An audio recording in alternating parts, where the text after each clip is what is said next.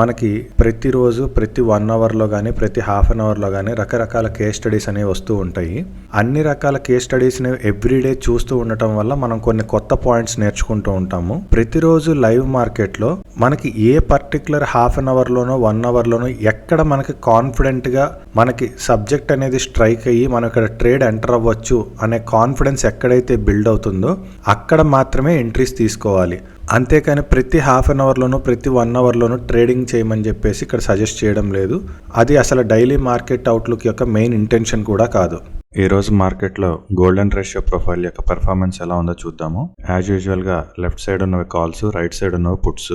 First hour కోసం నేను లాస్ట్గా ఉన్న 1 అవర్ 15 మినిట్స్కి ఫ్యాన్ వాల్యూమ్ ప్రొఫైల్ అనేది డ్రా చేసుకుంటే కాల్ అనేది ఎక్స్ట్రీమ్ వీక్లో ఉంది, పుట్ అనేది విత్ ఇన్ ద ఫ్యాన్లో ఉంది. కాల్లో ఎప్పుడైతే ప్రైస్ అనేది సిపిఆర్ వరకు రీట్రేస్మెంట్ అయ్యిందో అక్కడ మనం సిపిఆర్ని స్టాప్ లాస్గా పెట్టుకుని ఈ కాల్ని బేస్ చేసుకుని పుట్ అనేదాన్ని బై చేసుకోవచ్చు.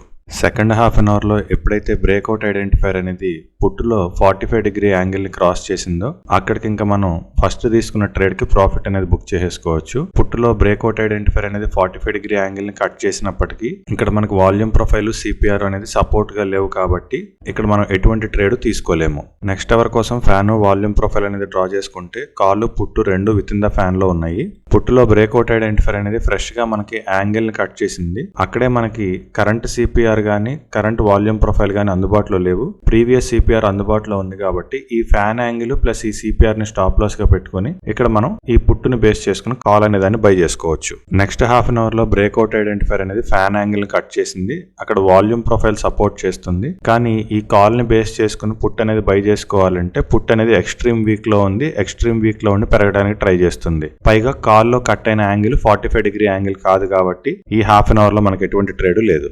నెక్స్ట్ అవర్ కోసం ఫ్యాన్ వాల్యూమ్ ప్రొఫైల్ అనేది డ్రా చేసుకుంటే కాల్ అనేది ఎక్స్ట్రీమ్ స్ట్రాంగ్ లో ఉంది, పుట్ అనేది ఎక్స్ట్రీమ్ వీక్ లో ఉంది. పుట్టులో ప్రైస్ అనేది ఎప్పుడైతే వాల్యూ ఏరియా హై కన్నా కూడా పైకి వెళ్తూ ఫెయిల్ అయిపోయిందో, సిపిఆర్ కన్నా కూడా కిందకు వచ్చిందో అక్కడ మనం సిపిఆర్ ని స్టాప్ లాస్ గా పెట్టుకుని ఈ పుట్టుని బేస్ చేసుకుని కాల్ అనేదాన్ని బై చేసుకోవచ్చు. నెక్స్ట్ హాఫ్ అన్ అవర్ లో కూడా సేమ్ ప్రైస్ అనేది వాల్యూ ఏరియా హై కన్నా పైకి వెళ్ళి ఎప్పుడైతే వాల్యూ ఏరియా హై నుంచి రిజెక్ట్ అయిందో వాల్యూ ఏరియా హై ని స్టాప్ లాస్ గా పెట్టుకుని ఇక్కడ నుంచి మనం ట్రేడ్ అనేది తీసుకోవచ్చు. ఆల్రెడీ సిపిఆర్ అనేది సపోర్ట్ గా ఉంది. నెక్స్ట్ అవర్ కోసం ఫ్యాన్ వాల్యూమ్ ప్రొఫైల్ అనేది డ్రా చేస్తే కాల్ అనేది విత్ ఇన్ ద ఫ్యాన్ లో ఉంది, పుట్టు ఎక్స్ట్రీమ్ వీక్ లో ఉంది. పుట్టులో ఎప్పుడైతే ప్రైస్ అనేది వాల్యూ ఏరియా లో దాకా వచ్చి రీట్రేస్ అయిందో అక్కడే మనం ప్రీవియస్ అవర్ సపోర్ట్ ని వాల్యూ ఏరియా లోని స్టాప్ లాస్ గా పెట్టుకుని ఈ పుట్టును బేస్ చేసుకుని కాల్ అనేదాన్ని బై చేసుకోవచ్చు.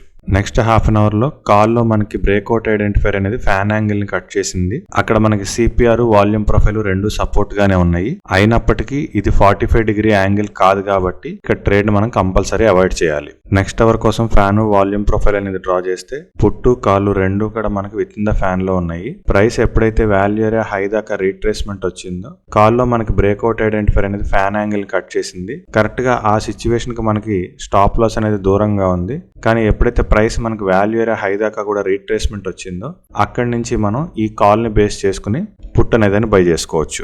Next half an hour start అయ్యేసరికి బ్రేక్అవుట్ ఐడెంటిఫైర్ అనేది నెక్స్ట్ యాంగిల్ లో కూడా ఎంటర్ అయిపోయింది కాబట్టి ఇక్కడ ఈ సపోర్ట్ ప్లస్ సిపిఆర్ ని ట్రైలింగ్ గా పెట్టుకుని ఈ ట్రేడ్ అనేది మనం అలానే కంటిన్యూ చేసుకోవచ్చు. ఇది చాలా పెద్ద ట్రేడ్ వచ్చింది మనకి ఇక్కడ.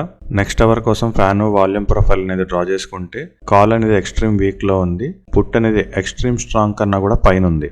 కాల్లో ఎప్పుడైతే బ్రేక్అవుట్ ఐడెంటిఫైర్ అనేది వాల్యూ ఏరియా లో కన్నా కూడా కిందకు వచ్చిందో అక్కడ మనం వాల్యూ ఏరియా లోని స్టాప్ లాస్ గా పెట్టుకుని ఈ కాల్ ని బేస్ చేసుకుని పుట్ అనేదాన్ని బై చేసుకోవచ్చు.